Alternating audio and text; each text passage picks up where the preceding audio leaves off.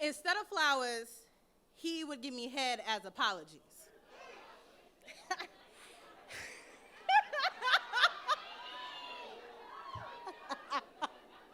I wanted flowers too, though. But no, instead of flowers, he would give me head as apologies.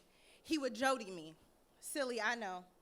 I knew every trick that he pulled out his sleeve, so I played along and told him to go slow, and I'm listening.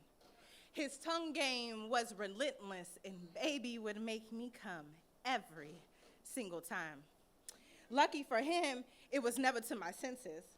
I hid behind the climax knowing that this was only to distract me from the bitches he was petitioning. Plus, I was tired of auditioning for the position I had every time we would get into a fight.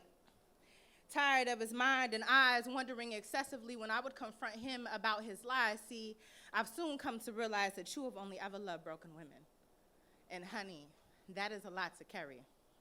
I believe my confidence was intimidating and maybe a bit too heavy, and it gives me reason to believe that this is why you try to break me, but I should have believed you when you told me you weren't ready. But you tried for me.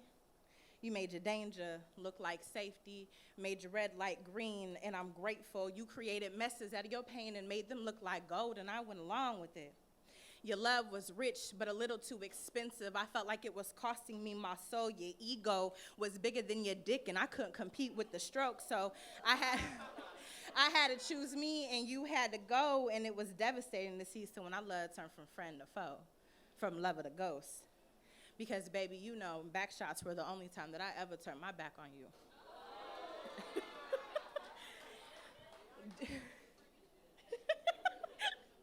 Do you know how hard it is to love someone that's still alive but dead to you? To grieve their absence and the fact that they still live life without you? See, I'm not even going to hold you. That shit's been rough.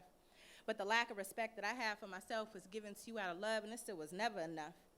The man who used to make me feel on top of the world at the end made me feel worthless.